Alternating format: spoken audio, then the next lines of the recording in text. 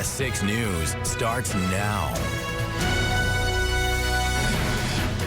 Tonight at 5 here on CBS 6, an absolute disaster. Baltimore's Francis Scott Key Bridge collapsing into the harbor overnight, hit by a cargo ship. But for every single one of us who are Marylanders, the words that the Key Bridge is gone, it still shakes us. We're with you. We're going to stay with you as long as it takes. We have updates on the search for anyone who may have been on the bridge when it came down and the massive impacts this is having on shipping, the supply chain, and the economy. Plus, first on 6, another lawsuit. Why Kaylin Gillis's boyfriend is taking Kevin Monahan and his wife to court again, nearly a year after the deadly shooting in their driveway as Monahan sits behind bars serving decades for Kaylin's murder. And a student accused of bringing a taser into an Albany classroom, and an alarming report of a threat involving a fake gun in another district. Our Crisis in the Classroom report tonight looks at just how incidents like these are handled. But first, tonight at 5, final goodbyes to a National Guardsman and state trooper killed in a helicopter crash earlier this month at the U.S.-Mexico border. John Gracia III was 30 years old. The Rotterdam native was one of 2 Capital Region soldiers killed in the crash. Casey Frankowski of Rensselaer was laid to rest on Friday. Another local guardsman, Jacob Pratt, is recovering from serious injuries. A somber day for loved ones today, of course. CBS 6's Ash Kusakaki was at John Gracia's funeral in Schenectady and joins us live now from his final resting place at Saratoga National Cemetery. Ashley, dozens of law enforcement showed their support today. All right, thank you so much for that, Ashley. We look forward to more later. Right now, we take a look outside tonight. We're looking at the Empire State Plaza. Another pretty nice day today. Yeah, not too bad out there. Let's send things over to Chief Meteorologist Steve LaPointe for a check of that forecast. Steve. Yeah, cloud cover out there, not thick enough to... It was like 1:30 in the morning. We were sitting there, and then we just heard a loud bang. We were awakened with what appeared to be an earthquake and a long, rolling sound of thunder. We drive over that bridge 1,000 times, years. And to actually see that the bridge has fallen is like mind-blowing. If there is any survivors, pray for them. I mean, that's all you can really do right now. It's going to be a tough time. It is. It's going to affect all of us. We just don't realize it yet. Shocking news out of Baltimore tonight. The Francis Scott Key Bridge spanning the outer harbor is underwater. A large portion of the bridge collapsed after being knocked down by a cargo ship that lost control.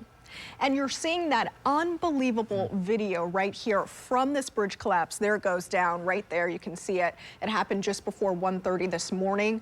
The ship bound for the South Asian country of Sri Lanka losing power as it left port, not getting back in time to steer away from one of the bridge's support piers. Cars and trucks can be seen crossing the bridge in the moments leading up to the crash, but authorities were able to react to a mayday call and stop most of the traffic just in time. The good news, though, seems to stop right there. We'll take you live over the scene right now. A search and rescue team has been working all day. There was a construction crew on the bridge at the time fixing potholes. At least 6 of them still missing tonight. The collapse impacting traffic on a major route from New England to Florida, halting shipping at a major U.S. port. National correspondent Janae Bowens taking a closer look at the potential impact on the supply chain and economy. The shocking collapse of the Francis Scott Key. President Biden vowing to use federal funds for recovery and rebuilding efforts. More than 30,000 cars cross the bridge daily and roughly 12 million per year. The National Transportation Safety Board is investigating, looking into the owner of the ship, the Dolly. So far, there are no indications that this was anything but a tragic accident. And it was only a few years ago when a vessel hit a bridge right on the Hudson here in the Capital Region. CBS 6 Freihoffer's Sky I-6 drone shows us the scene 5 years ago in January. The Captain JP cruise ship broke loose from its moorings in Troy and floated down the river unmanned, eventually getting stuck under a rail bridge in Albany. No one was hurt. The bridge is still standing, but several vehicle bridges were closed during morning rush hour that day. Donald Trump once again placed under a gag order for one of his trials. The New York judge in the Manhattan hush money criminal case says the former president can't comment on witnesses, prosecutors, court staff, or the jury. Trump is accused of falsifying business records to keep an affair quiet before the 2016 election. He denies all wrongdoing. It's not the first time that Trump has faced consequences for comments about the people involved in his trials. He was also under a gag order in his D.C. election interference criminal case and fined $15,000 for violating it twice. Coming up next here at 5 o'clock, Albany school leaders say a young student brought a taser to school. How incidents like this, especially involving an elementary student, are handled. Plus, just under 2 weeks to go until the solar eclipse. If you're traveling to the path of totality, expect slow cell service from all the crowd. Still, carriers say they are ready. And coming up in sports, it's official. Caitlin Clark and Iowa are coming to Albany. AJ will break down the teams and matchups taking place at MVP Arena. We're digging deeper into school policies after a concerning incident at an Albany school. The district says yesterday a student brought a taser to Giffen Elementary. CBS 6's JT Fetch joins us now in the studio with more on what the possible next steps are. JT. Well, Amani and Greg, it must have been a scary scene. Amani? JT, thank you. Well, cell phone carriers are working to ensure networks are prepared for reliable service on April 8th. This has nothing to do with the sun and moon influencing signals. No, Jackie Napier explains it's all about the large crowds traveling to view the total solar eclipse in places like Rochester and the Adirondacks. For the first time in nearly Should be looking at the wet weather, though, for Wednesday and Thursday. All right, thank you, Steven. Sports coming up next. Here's a look at what's ahead, though, at 5:30. Independent presidential candidate Robert F. Kennedy Jr. has announced his pick for VP. I'm Dee Dee Gatton with more on why his campaign has the Biden team concerned. And a story you'll see only on 6, a fundraiser honoring a life taken too soon, preserving the memory and finding justice for 3-year-old Josie Cunningham. Well, coach is now underway. Guys. All right, thank you so much. We are back at 5:30 with another look in Baltimore at the scene of that bridge collapse. What officials are saying so far about the cause of the collision involving a cargo ship. And we're taking a live look at the scene there in Baltimore where that bridge collapsed early this morning. You can see some rescue boats there in the water looking for those 6 people still missing, part of the construction crew, and the ship sticking out of the water, laying on top of the ship that it collided into. More on this story in our next half hour. Stay with us.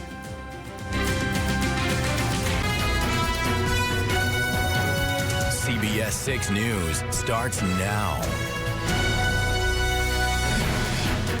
Thank you for joining us here at 5:30. If you are just tuning in, our top story tonight, the bridge collapse in Baltimore's Outer Harbor, taking out a huge section of the Baltimore Beltway and a major travel artery from the Northeast to Florida. Now on the left, a live view of this scene tonight where crews are working on rescue and recovery efforts for some of the construction workers that were on the bridge. On the right, the webcam video of the crash and collapse. You see it there. Watch as the cargo ship approaches and then the bridge crumbles within an instant of the collision. As Brad Bell reports, responding firefighters can't believe what they saw. Be advised, the key bridge is gone. Well, tonight and only on CBS 6, the brother of a 3-year-old girl who was raped and murdered last year is raising money to tell his sister's story with the world. 33-year-old Robert Fisher was arrested in July of 2023 for the rape and murder of Josephina Cunningham. Fisher was her mother's boyfriend. Rensselaer police responded to the home after a 911 call came in for an unresponsive child. CBS 6's Emma Quinn sat down with Josie's brother and shared his journey to finding justice for her outside of the courtroom. She's beautiful, with bright eyes and a smile. Thanks, Emma. Well, the Supreme Court heard arguments today in a new reproductive rights case that could decide if access to the so-called abortion pill should be limited. A group of doctors opposed to abortion sued after the FDA eased restrictions on the pill mifepristone, making it more readily accessible. Natalie Brand has more from outside of the Supreme Court. A final decision is expected by early July. Some state lawmakers blaming bail reform after a New York City police officer was shot and killed in the line of duty by a so-called career criminal. Yesterday in Queens, police say Officer Jonathan Diller and his partner approached a vehicle that was illegally parked at a bus stop. The driver and passenger were given orders from the officers to get out of the car. Then shots were exchanged.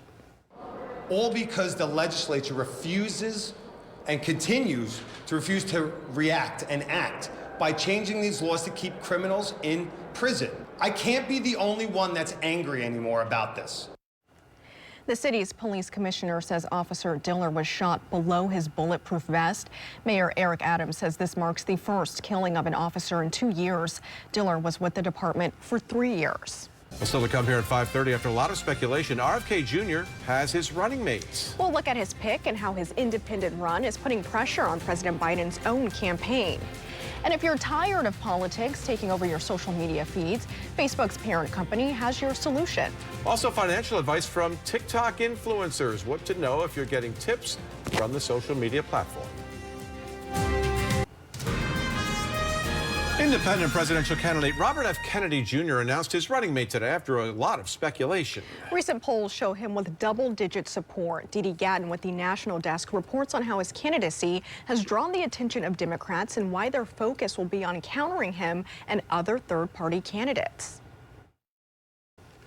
House Republicans facing chaos in their conference right now. Members who were planning to retire next January are now leaving Capitol Hill early. Congressman Ken Buck already, and now Mike. Federal officials say they're investigating dozens of reports of threats against workers. Some 20 people have been charged, 13 of them convicted. A handful received prison sentences longer than a year and a half. A big chunk of the threats targeted officials who worked elections in Arizona. There is no constitutional right to vigilantism. There is a common denominator in many of these cases: election denialists announcing an intent to violently punish those who believe they have wronged them, often with a threat of arrests leading to executions for treason. Arizona was at the center of stolen election claims in 2020 after former President Donald Trump lost the state by a narrow margin. With highs in the upper 40s. If it holds up, it's going to beat last weekend, that's for sure. Looking pretty good for Easter, too. So, all right, Steve, thank you. Well, coming up all new at 6 tonight on CBS 6, some advocates say drastic change is needed within the federal government. How they're calling on state lawmakers in Albany to get behind their movement. Also, first on 6, another lawsuit. Why Kaylin Gillis's boyfriend is taking Kevin Monahan and his wife to court nearly a year after the deadly shooting in their driveways. Monahan sits behind bars, serving decades for Kaylin's murder. And a student accused of bringing a taser into an Albany classroom, and an alarming report of a threat involving a fake gun in another district. Our Crisis in the Classroom report tonight looks at how incidents like this are handled.